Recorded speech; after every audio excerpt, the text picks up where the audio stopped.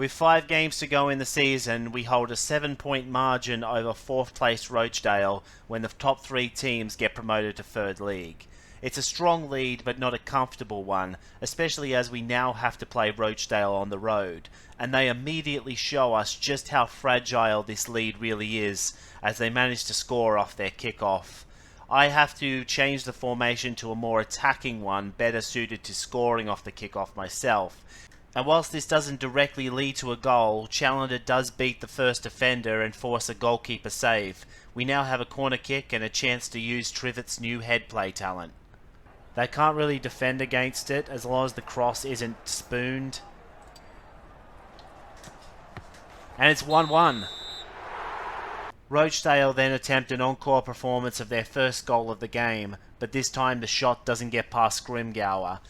In the open play, both teams struggle to attack. We do have a near miss when Bagg is out of position to intercept passes on Jason Tiles, but the second pass does not get past Popejoy. Once we win the ball back, there is a tough decision to make. I'm kind of worried about the counter-attack. I think I just want to get to half-time at this point. And so Challenger receives the ball rather than Willen, but when Rochdale rolls low on the tackle, we are gifted a chance at a direct free kick late in the half. But we can try. Okay. I was kind of expecting a better animation than that, but that ugly-ass deflection motivated the defence for the second half, so I was unable to add to the score sheet. But with Rochdale not having the benefit of the kickoff, they were unable to get themselves a really good shot on goal either. They definitely tried, but were unable to break through the defence, and as the clock wound down, we withstood the barrage to win this game 2-1. Scrimgeour gains his 3rd specialisation point, and it was suggested to me I use it on a percentage boost to fans per match, which is actually a good idea on paper because it really adds up, but you need fans in the first place in order to benefit from the multiplication, and right now we don't really have fans, so we'd essentially be multiplying by 0. Experience boost for now, but it is something I'll think about later. Scrag is getting renamed to Jerd after one of my regular viewers on Twitch. It's only Jad and Draco right now, so Attil won't be getting the same treatment. But if anyone else starts watching my streams regularly, they can call dibs on future youths. Anyway, we turn our attention to Fleetwood Town, who have struggled in the league this season despite the game considering them a 1-star team. And it looks like they're not too confident against us either, as they've decided to run 6 men at the back. Bag, why are you so useless? Whilst this was a dangerous moment for us, the shot ultimately did not pass Goldsmith, and this led to a long drawn-out stalemate in the open play that followed. At this point, I'd like to provide a disclaimer that this playthrough up until the middle of Season 3 is actually a re-upload, with me electing to abandon the original channel it was hosted on. I'm bringing this up now because the original commentary for this segment of the video went on a tangent that is no longer relevant in any way. Instead, this gives me something else to talk about, such as the fact that the first 2 seasons of this playthrough were recorded on an earlier version of FTG, before the big balance patch that nerfed long pass, layoff pass and Olympic kick. With that being said, the nerfs would not have impacted the results that you've seen so far, as our team has not had time to train up those skills anyway, and most of the AI in the Amateur League don't use those skills either. So the only thing playing post-patch would have affected is our bank account. We would be €64 poorer right now because our sponsor paid us for the 2 goals we scored in last episode's penalty shootout. But ever since the patch, goal target sponsors no longer pay you for shootout goals. Anyway, a 0-0 draw against Fleetwood Town.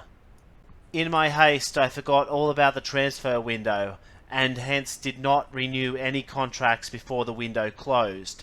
Thankfully, none of my contracts expire until the end of the next transfer window, so this error is fixable. In the meantime, we prepare for Northampton Town. And it's another 6-man defence. Though they lack a sweeper and a Tier 2 goalkeeper, and whilst their team has improved, it's still a bit weaker than some teams we've already beaten, so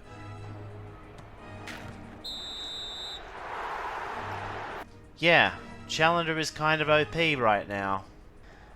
Judge should eventually be able to take the reins off Challenger. It's just for now you've got to ride the hot hand or leg. Northampton strikers have low control attributes, so it was relatively easy for us to defend against the follow-up corner kick. But Northampton were able to generate another shot on target shortly thereafter. They low-rolled on it, however, and another corner kick went nowhere for them. Unlike the first corner, Northampton's attempted take-back fails. When I passed it out to Bag, a little later on their midfielder fouls, giving us the effective equivalent of a kickoff. Of course, this goes to Challenger, but his shot is saved by the goalkeeper this time. We move forward to the second half. This is Cook, the man we sold to Northampton Town in the last episode. He's going to lead a one-man attack. He now has layoff pass too, so after the tackle and dribble, he's able to earn his team an extra action. But the shot does not do the attack justice, and those actions leave Cook tired for the rest of the game, meaning his later attempts to assert himself fail.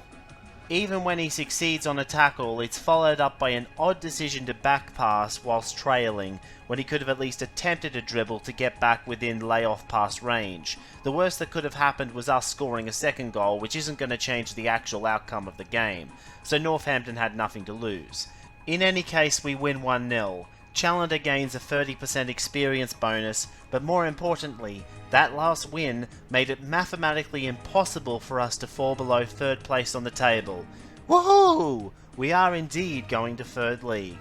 And considering that our next game is on the road to AFC Wimbledon, it is perhaps reassuring to know that we cannot possibly fail in the league anymore, because Wimbledon are always a tough opponent, and whilst we might be able to stop them from conceding with a bit of luck, their goalkeeper has a 54 rating, and remember, that gets boosted by 50%, so it's going to be really tough to score.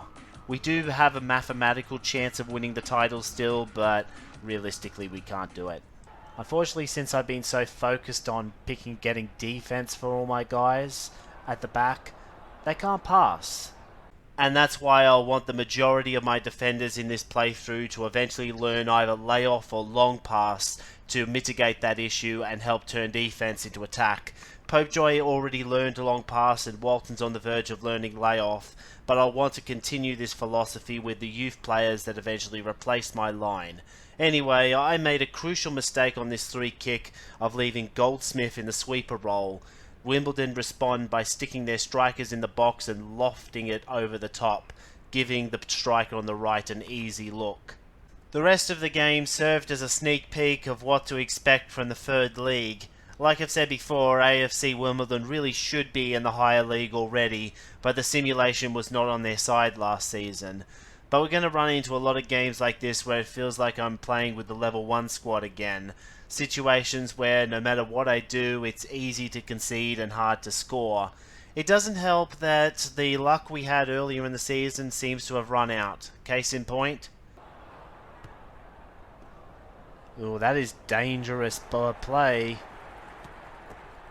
But they're going to get rewarded for it because the one guy that we couldn't afford to have get the ball off the ricochet is going to get the nutmeg and score.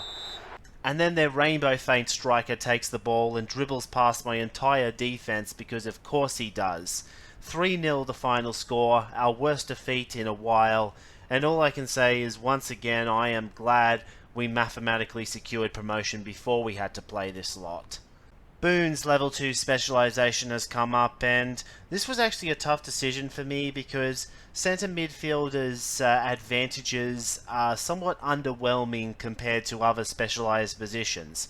With that said, with Boone already being 28, I do take centre mid over universal anyway, just to get the 3 pressing. Anyway, season finale against Milton Keynes Dons. By now you know the drill with my kickoffs. But yet another 6-man defensive line ensured that the attempt did not even reach the vicinity of the goal. A stalemate in open play followed. I remembered MK Dons' strengths in attack from previous encounters and defended accordingly. Both the long pass and the nutmeg were neutralised. But when Pelter failed to pass the ball through a guy he probably should have, Hussey had the ball in a dangerous position, and they went on to turn this into not a goal but a corner. But that's still a dangerous situation for us, as MK has more players with a high control attribute than we do, and that allows their intended receiver to win the first corner kick. Thankfully, Scrimgour is able to save it, force another corner, and we intercept the ball on the second effort to see off the danger for the first half. The second half was fairly uneventful until Challenger failed to win the ball on an aggressive tackle that gave MK a free kick. They were able to use this free kick to launch an attack on our back line that had been scrambled pretty badly by the open play leading up to that. Another corner kick thanks to Scrimgour, but once again dangerous, especially with Schiefer now having motivation. Try as we might, we cannot push him out of the position, and whilst his shots still aren't getting past our keeper, we're still giving up corners. Sooner or later, something had to give.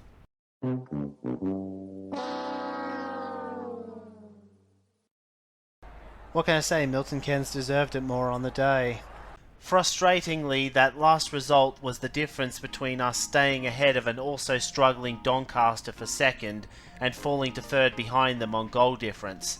It has no lasting effect, as the difference in glory isn't much and we're still getting promoted, but would have been nice to have been able to call ourselves best of the rest after AFC Wimbledon, who dominated this league. In other leagues, Barnsley beats out Bradford City for the third league title, whilst Charlton Athletic wins a very close battle for the final promotion spot. Whilst not as dominant as Sheffield Wednesday last season, Derby County does win the second league pretty comfortably over Norwich City, whilst Bolton Wanderers pull off a really good season to promote to the first league as only a two-star team. Because their squads remained relatively intact, the three clubs that relegated from the Premier League last season all bounced back immediately, with Watford winning the first league title in the end. And in the Premier League, it was Tottenham Hotspur's turn to shake a monkey off their back, holding their nerve throughout a very closely contested league season. What wasn't so closely contested was the battle at the bottom, the three teams that came up from First League going straight back down, and Aston Villa in particular disappointing with 3 bloomin' points!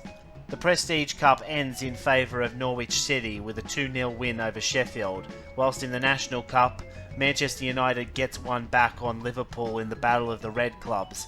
After missing out on the top 4 in both seasons so far, they needed some success like this.